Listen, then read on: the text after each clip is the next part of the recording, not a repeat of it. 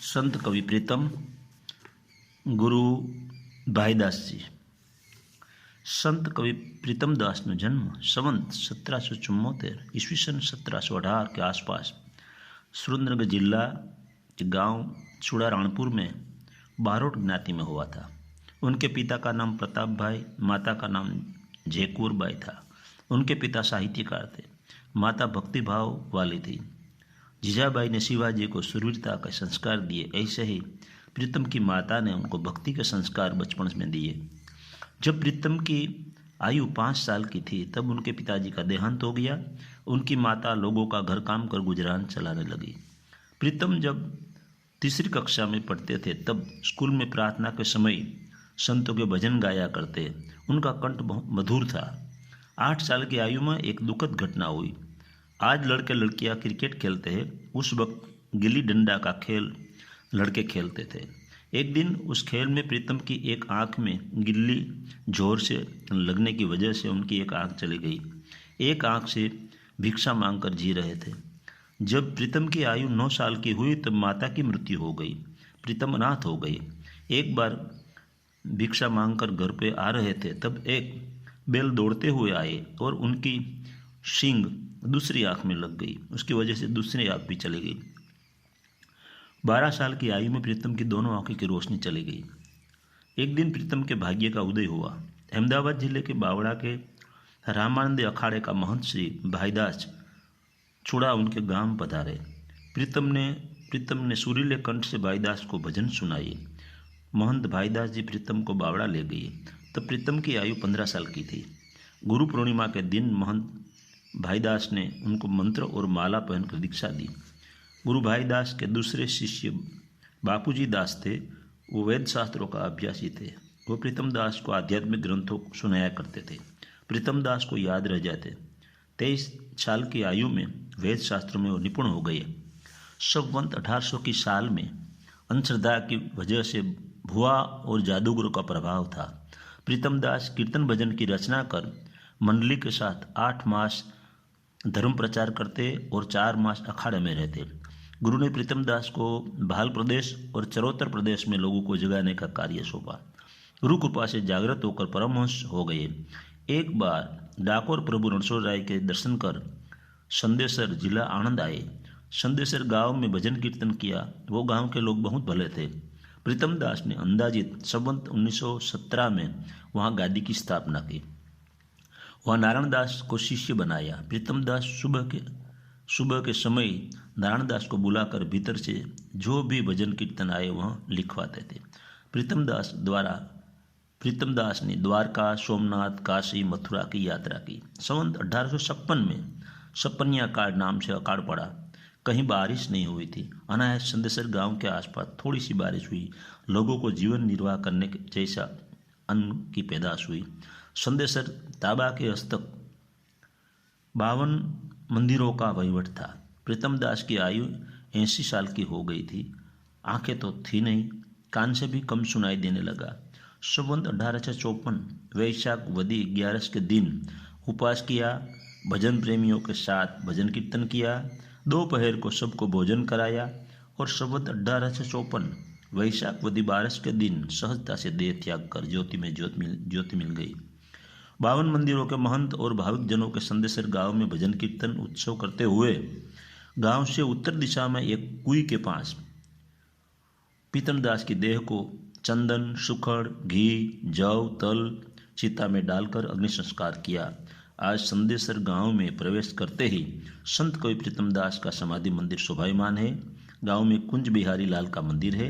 सद्भाग्य संत कवि प्रीतम दास की समाधि का दर्शन 2 बार हुआ। हम धन्य भाग हुए। अब प्रीतम दास की अनुभववाणी सुनाता हूँ। सद्गुरु नाते शब्द विचारता, मट मोह माया विकार हरिनो रस पिए। बाड़ी भस्म करे सगड़ी वासना, ऊपर प्रगटे प्रेम अपार हरि रस पीजिए। एवो અજર અમીરસ જે પીએ તેના નેણ વેણ પલટાય હરિરસ પીજીએ લાગી બ્રહ્મ કુમારી ન ઉતરે સુખ મુખે કયું ન જાય હરિરસ પીજીએ તેને સંભવ નહીં રે શરીરનો થયો આત્મદ્રષ્ટિનો ઉગાડ હરિરસ પીજી ये मर जीवा થઈ હરિને મળે ગાળે જ્ઞાન હી માળે હાડ હરિરસ પીજી બ્રહ્મ ધ્યાને ગગનવત થય રહે રેમ કુંભ મહાજળ માય હરિરસ પીજી કૃષ્ણ પોતામાં પોતે શ્રી કૃષ્ણ કૃષ્ણ વિના ન દિશે કાય હરિરસ પીજીએ રેમ સરિતા સાગરમાં જય ભળે તેનું નામ નદી ટળી જાય હરિરસ પીજીએ કહે પ્રીતમ સદગુરુ સેવતા ટળે અંતર એક રસ થાય હરિરસ પીજીએ વાણી નંબર 9 હરિનો માર્ગ શેષુરાનો નહીં કાયરનું કામ જોને પ્રથમ પેલું મસ્તક મૂકી વળતી લેવું નામ જોને એ સુત વિતદારા શીશ સમર્પે તે પામે રસ પીવા જોને સિંધુ મધ્યે મોતી લેવા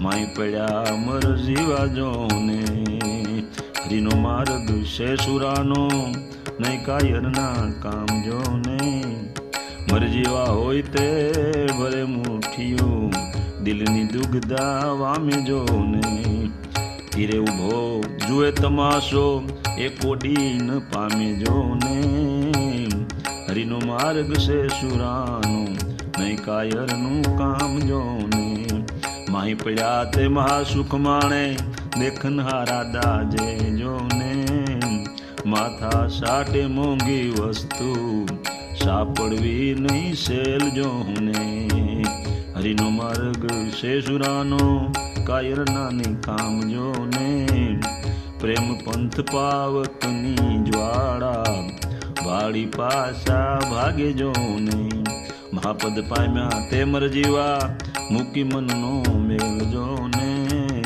હરિનો માર્ગ શેષુરાનો નહીં કાયરનું કામ જોને રામ ભજનમાં રાતા માતા પૂરા પ્રેમી જન જોને પ્રીતમના સ્વામીની લીલા નિરખે રાત દિન જોને હરિનો માર્ગ શેષુરાનો નહીં કાયરનું કામ જોને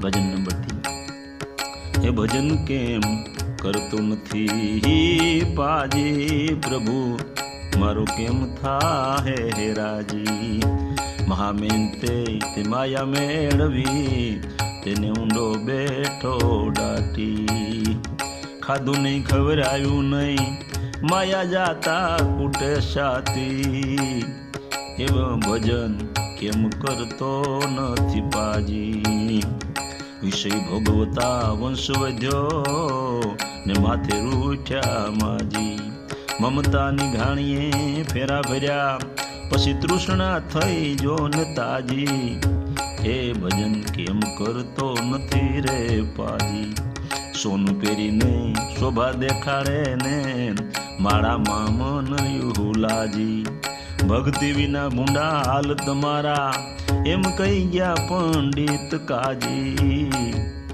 એ ભજન કેમ કરતો નથી પાજી માયાની મધલાર એ લાગી તેને શું બેઠો રે ચાટી કહે પ્રીતમ પ્રાણી એ હરિ ભજ્યા વિના કહે પ્રીતમ પ્રાણી હરિ ભજ્યા વિના અંતે સહુ ધૂળ માટી એ ભજન કેમ કરતો નથી પાજી પ્રભુ કેમ રે થાહે રાજી.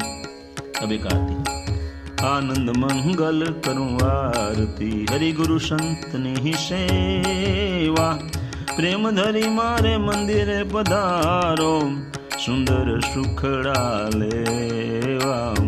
सकळ तीर्थ संतों ने चरणे गंगा जमुना रेवा।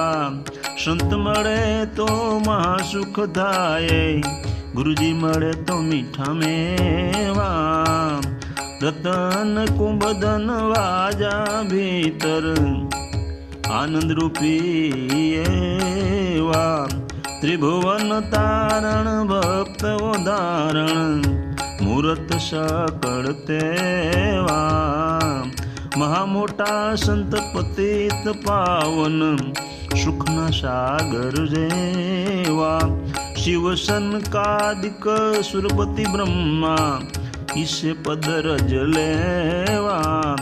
धूर प्रहलाद यमरेश विभीषण अनंत भक्त जन एवा। अखंड ज्योत घट बाजी अंतर हे नित्य निरंतर एवा। काने कुंडल माथे मुंगट आव्या दर्शन देवा। जेने आंगणीए तुलसी नो क्यारो शालिग्रामनी सेवा।